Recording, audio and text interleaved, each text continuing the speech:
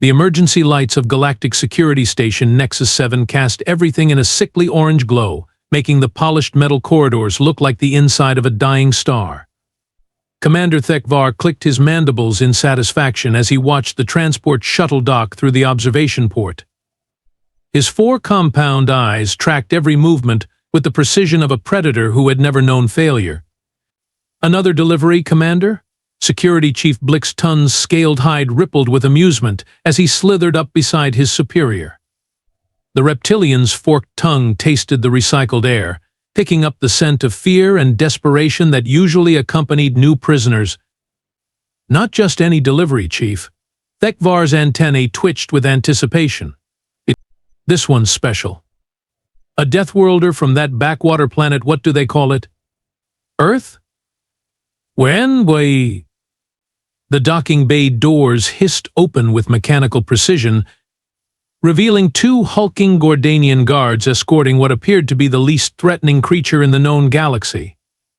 Maya Torres stood barely 5 feet tall, her dark hair pulled back in a messy ponytail that had seen better days. Her clothes were wrinkled, her sneakers scuffed, and she had the audacity to be humming what sounded like a cheerful tune. "Oh wow, this place is fancy." Maya's voice echoed through the corridor as the guards marched her forward. She craned her neck to look at the ceiling, then at the walls, then at the intimidating array of weapons pointed in her direction. "I mean, seriously, did you guys hire an interior decorator? Because this whole ominous space prison vibe is really working for you." Blix Tun's eyes narrowed to slits. "Commander, surely there's been some mistake. This is supposed to be dangerous?" Maya caught sight of the energy restraints around her wrists and let out a delighted laugh. "Are these the fancy handcuffs? They're so shiny. Do they come in different colors, or is glowing blue the only option? Because I was really hoping for something in a nice purple." Thekvar consulted his datapad, his mandibles clicking rapidly as he scrolled through the information. "According to the arrest warrant, this female human is responsible for significant disruption of criminal enterprises across multiple sectors." "Look at her, Commander." Blix Tun gestured dismissively with one clawed hand. "She's making jokes about our containment systems. The database warnings are clearly exaggerated human propaganda." Maya turned toward them with a bright smile that somehow managed to be both innocent and unsettling.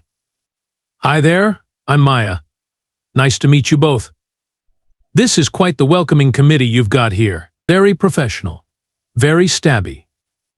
The maximum security containment level of Nexus 7 was a masterpiece of galactic engineering, designed to hold creatures that could tear through solid steel with their bare claws or manipulate reality with their minds. Cell Block Omega housed the worst of the worst, being so dangerous that even their names were classified above Thekvar's security clearance. And now it housed one small human female who was currently sitting cross-legged on the cell floor, apparently fascinated by the swirling energy patterns of the containment field. "Oh, this is gorgeous." Maya's voice carried clearly through the observation speakers as she gestured toward the crackling barrier that separated her from freedom. "It's like a lava lamp, but with more murder potential. Very atmospheric. Really sets the mood for quality imprisonment."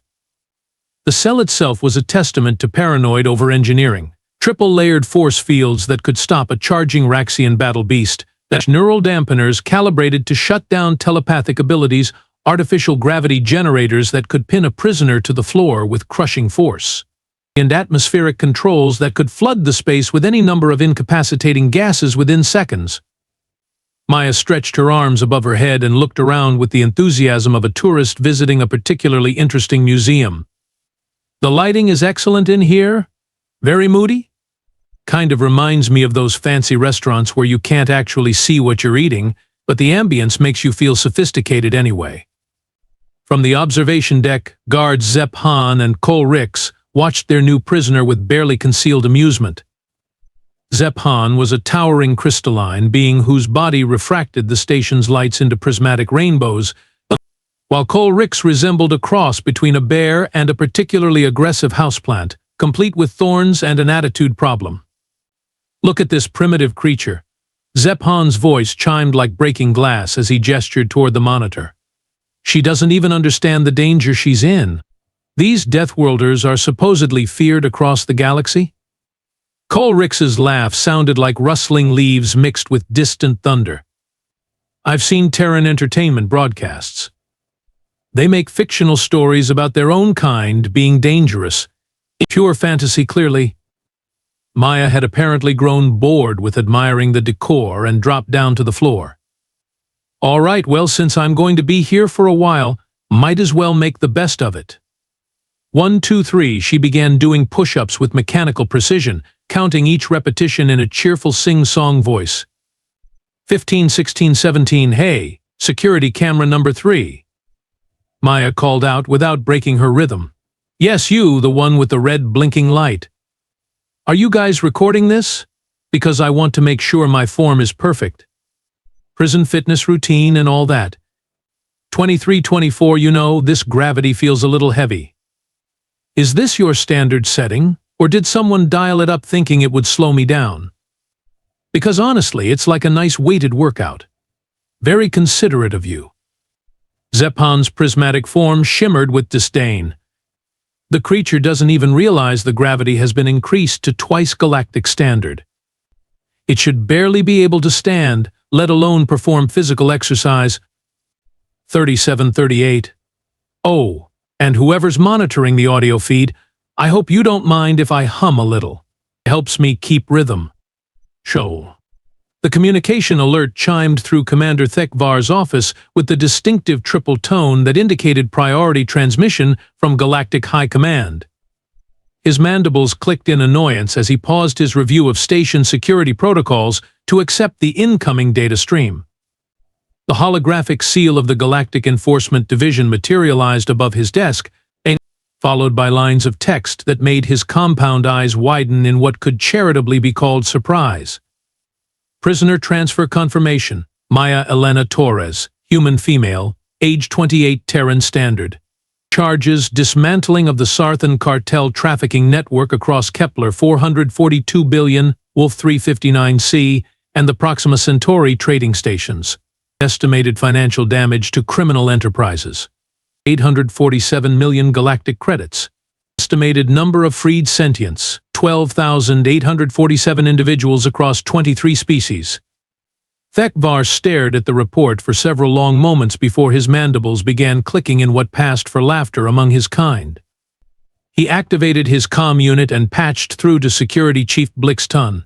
Chief, you need to see this intelligence report on our new guest. Blix Tun's scaled face appeared on the monitor, his reptilian features twisted into an expression of incredulous amusement.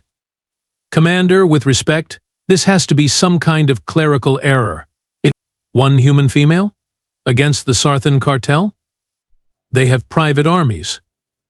According to this, she infiltrated their operations by posing as a potential buyer, gained access to their central computer networks, and then systematically exposed their entire organization to law enforcement across 3-star systems. Thekvar's antennae twitched as he scrolled through the details. The report claims she did it all in under 6 standard months. Coincidence? Blix Tun hissed dismissively. Lucky timing. These primitive Deathworlders stumble into situations and the galaxy's media makes them sound like strategic geniuses. You know how these backwater species love their hero stories. Meanwhile, in Cell Block Omega, Maya had finished her workout and was now conducting what appeared to be a thorough inspection of her accommodations. She ran her fingers along the walls with the methodical precision of someone conducting a detailed analysis, all while maintaining her cheerful commentary. Interesting construction technique, she mused, pressing her ear against various sections of the wall. Very solid. I'm guessing this is reinforced durasteel plating? With some kind of energy-dampening substrate underneath? The acoustics are fascinating. You can actually hear the harmonic resonance of the support structures if you listen carefully. From the observation deck, Zephan and Colrix exchanged glances that managed to be both amused and pitying. Maya continued her examination, now focusing on the ceiling. Hey, quick question for whoever's listening. And I know someone's listening because that's literally your job, this artificial gravity system you've got running. Is it localized to individual cells, or is it station-wide? Because the field distribution pattern is really quite elegant. Very smooth gradient transitions. The creature is trying to understand technology centuries beyond its comprehension. Cole Ricks rumbled with what passed for humor among his species. Look at it, touching the walls like it's never seen advanced materials before. Maya had moved to the energy barrier itself, studying the crackling field with the intense focus of a scholar examining an ancient text. This is beautiful work, really. Multi-phase energy projection with what looks like HFY quantum flux stabilizers. The power requirements must be enormous. I'm guessing you've got multiple redundant generators feeding into this system? Zephan's crystalline form chimed with laughter. She thinks asking technical questions makes her sound intelligent. It's actually quite endearing, in the way that primitive curiosity always is. The power coupling junction points, Maya continued, apparently talking to herself now. They'd have to be located, let me think, probably integrated into the station's main structural framework for optimal load distribution. Smart design choice. Very efficient. Maya's cheerful chatter stopped abruptly. The sudden silence in cell block Omega was so complete that even the ambient hum of the life support systems seemed to grow louder. When she spoke again, her voice carried a different quality, still friendly, but with an underlying focus that hadn't been there before. You know what's really interesting about this place? Maya turned away from the energy barrier and looked directly at the observation camera. And for the first time since her arrival, her smile didn't quite reach her eyes. The harmonics. Zephan's crystalline form stopped mid-shimmer. Harmonics? Oh yes, Maya nodded, pressing her palm flat against the wall. I've been listening to them since you locked me in here. This station has quite the song to it, if you know how to hear it. The artificial gravity generators create these lovely little vibration patterns that travel through the superstructure. Very musical, really. Cole Ricks's thorny appendages rustled with unease. The prisoner is clearly experiencing some form of psychological breakdown. Deathworlders often resort to fantasy when confronted with superior technology. Maya tilted her head as if considering this assessment. Superior technology? Well, that's one way to look at it. Though I have to say, from a human engineering perspective, you've got a pretty significant design flaw in your setup here. The observation deck fell silent. Even the soft background chatter of the security monitoring station seemed to pause. See, the problem with artificial gravity systems like yours is that they create resonance points throughout the structure. It's basic physics, when you're generating gravitational fields this powerful. The energy has to go somewhere, and when that energy interacts with the station's metallic framework, Maya shrugged as if discussing the weather. The creature is clearly delusional, Zephan announced, though his chiming voice carried less certainty than before. Human primitives cannot comprehend gravitational engineering. Oh, I wouldn't say that, Maya replied conversationally. She began to hum, a low, steady tone that seemed to emerge from somewhere deep in her chest. The sound was barely audible at first, but it grew in intensity and precision. The lights in her cell flickered. Cole Ricks's thorns snapped to attention. What was that? Maya's humming continued, now clearly audible through the monitoring system. The tone was mathematically precise, rising and falling in careful intervals. The lights flickered again, and this time the energy barrier itself pulsed in rhythm with her voice. Impossible, Zephan's form was now rapidly cycling through colors that indicated severe agitation. She cannot be affecting the station's power grid with primitive vocal sounds. Well, technically speaking, it's not the sound itself, Maya explained, pausing her demonstration. It's the frequency. When you match the resonant frequency of a structure's weak points, you can create some pretty dramatic effects. We learned that back in basic engineering school. Of course, that was Earth Military Engineering School, but the principles are fairly universal. The casual way she mentioned military training sent a chill through the observation deck that had nothing to do with the station's climate control. "You might want to check my full service record," Maya continued helpfully. "I mean, I know bureaucracy can be slow, and you probably just got the highlights." And Maya Torres, formerly Captain Maya Torres, Earth Defense Force Corps of Engineers, specialized in structural analysis and controlled demolitions. Did 3 tours in the asteroid belt conflicts before I decided to go freelance as well. Let's call it a problem solver. Cole Ricks was already frantically accessing the Galactic database, his thorny appendages dancing across the control interface with desperate speed. His plant-like features went through several color changes as he scrolled through the classified files that were now unlocking with Maya's full identity confirmation. A decorated veteran, he read in a voice that had dropped to barely above a whisper. Combat engineer, demolitions expert, tactical systems analyst, graduated top of her class from the Terra Military Academy, commendations for improvised solutions under extreme pressure. The Sarthan cartel operation, Zephan's chiming had become discordant, like wind chimes in a hurricane. She didn't stumble into their network. She engineered their destruction.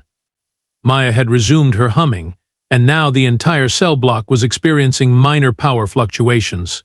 Emergency backup systems were beginning to engage automatically, flooding the corridors with amber warning lights. "I really do appreciate good engineering," Maya said during a pause in her demonstration. "But honestly, you might want to consider some design modifications. These resonance vulnerabilities could be exploited by someone with the right knowledge and, I don't know, the right motivation." Maya stood up and brushed imaginary dust off her pants with the casual air of someone who had just finished a pleasant conversation rather than demonstrated the ability to manipulate an advanced space station's power grid with her voice. "Well, this has been fun," she announced cheerfully, "but I really should be going. I've got places to be, people to help, and honestly, the accommodations here are a bit too secure for my taste." She began moving around the cell in what appeared to be a simple stretching routine, but Zephan's prismatic form was now flashing rapid sequences of alarm colors.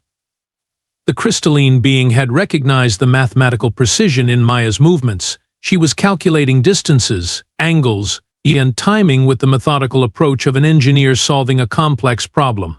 "Initiate lockdown protocols." Cole Ricks barked into his communicator, his thorny appendages trembling with the first real fear he'd experienced in decades. "Contact Commander Thekvar immediately." "This is not a drill." Maya paused in her stretching and tilted her head toward the observation deck. "Oh, you probably don't want to do that right now. See, I've been listening to your communication frequencies too, and your emergency systems are about to get very, very busy." She dropped into a crouch and placed both hands flat on the floor. Her humming resumed, but now it was accompanied by a rhythmic bouncing motion that seemed almost like a child's game. The sound of her voice mixed with the deliberate impact of her body weight against the cell floor created a compound frequency that made the entire observation deck vibrate. "Impossible," Zephan chimed frantically. "The containment field generators are isolated systems. They cannot be affected by primitive physical manipulation."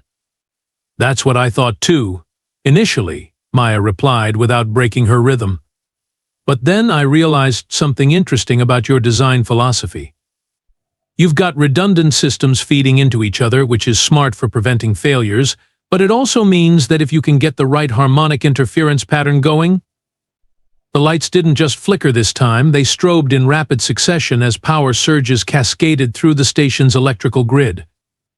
Emergency klaxons began wailing throughout Nexus 7, their piercing alerts mixing with the computerized voice of the station's artificial intelligence announcing system malfunctions. Multiple power grid failures detected, initiating emergency protocols. All personnel report to designated emergency stations. Maya's compound rhythm had reached a crescendo, and the 3-layer containment field began to pulse erratically.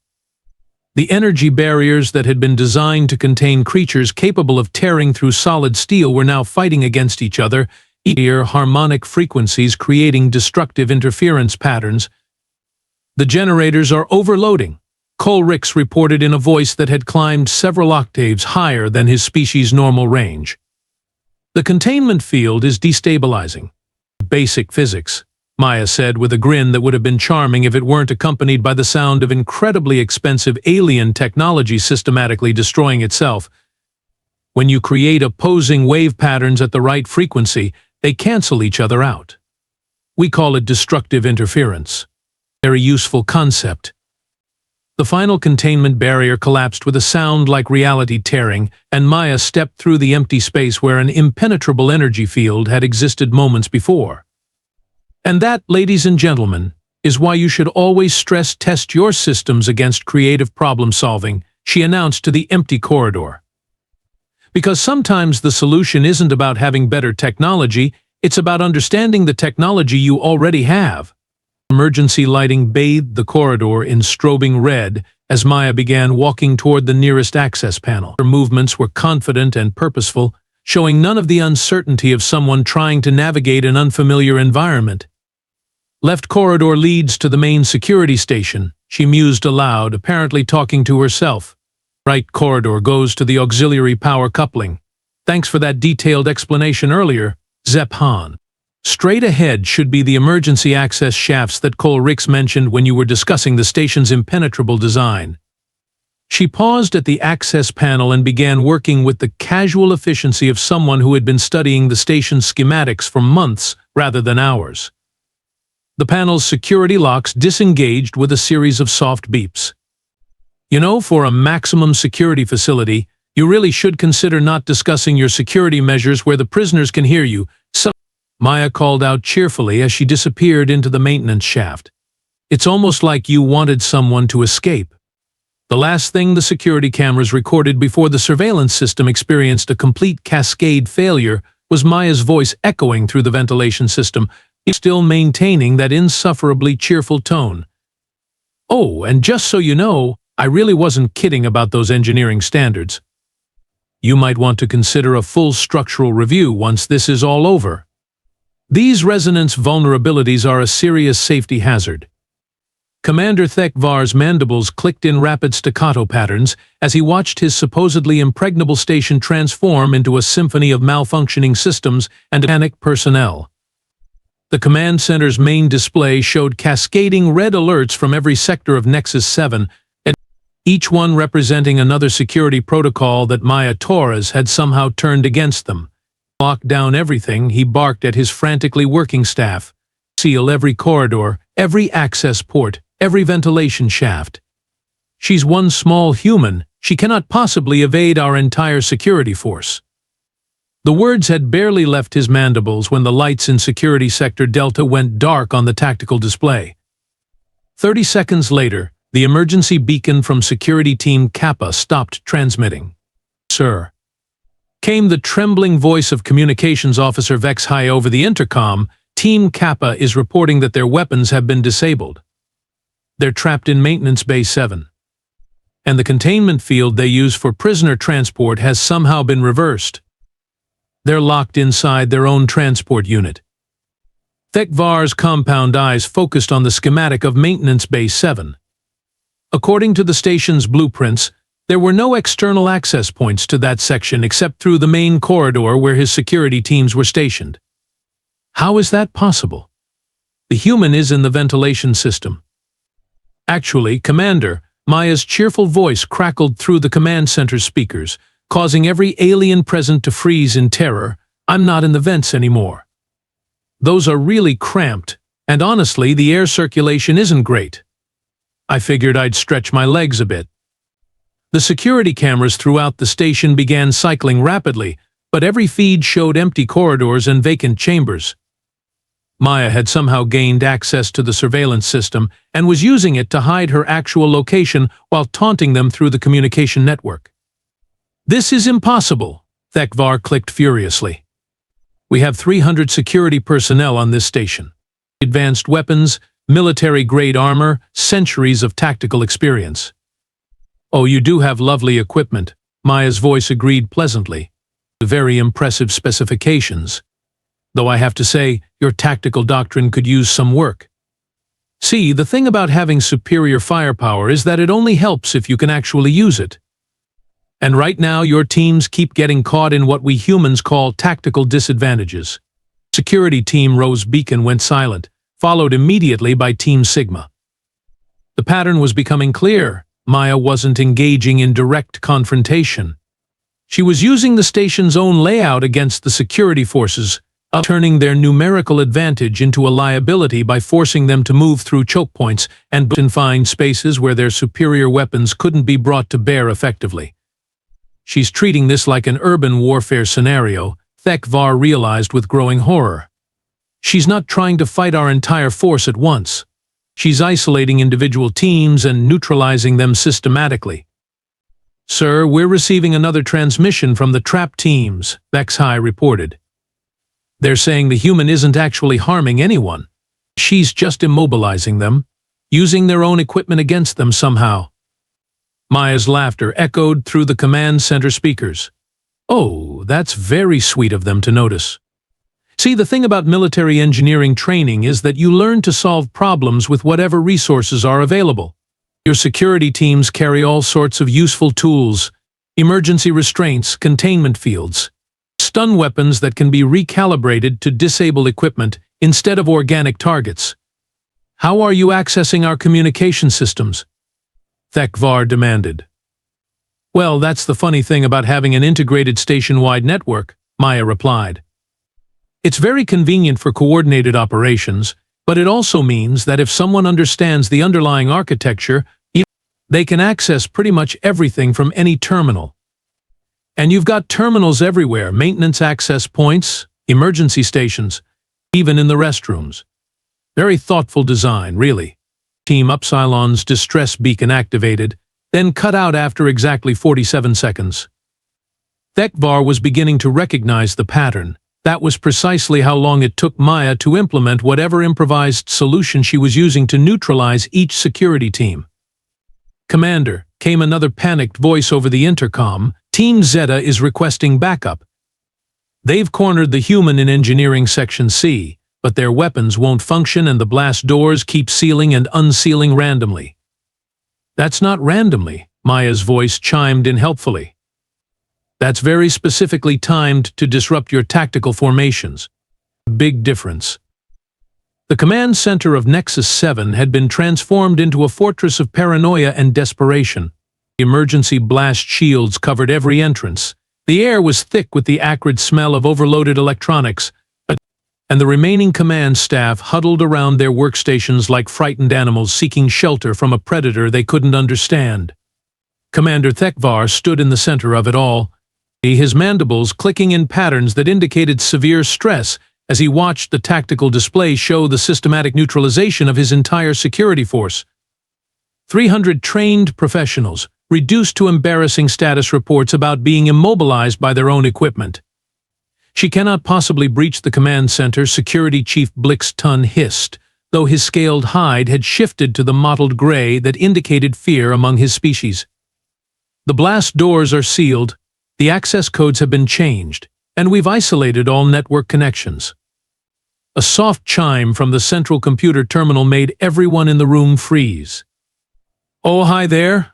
Maya's voice emerged from the speakers with the same cheerful tone she'd maintained throughout her systematic dismantling of their security. "Sorry it took me so long to get here. Your ventilation system is really well designed, but it's a bit of a maze. Very thorough engineering, though I do think you could improve the access panel security.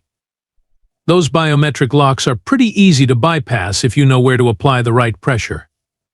Thekvar's compound eyes darted frantically around the command center, searching for any sign of how she'd gained access to their supposedly isolated systems. "Impossible. We severed all network connections." "Well, yes, you severed the primary connections," Maya agreed pleasantly. "But you forgot about the emergency backup systems, the maintenance monitoring network, and the auxiliary power grid communication protocols. Also, fun fact, when you isolate a command center, you trap everyone inside just as effectively as you keep people out. Basic tactical principle, really." The blast doors that had been their salvation moments before now felt like the walls of a prison.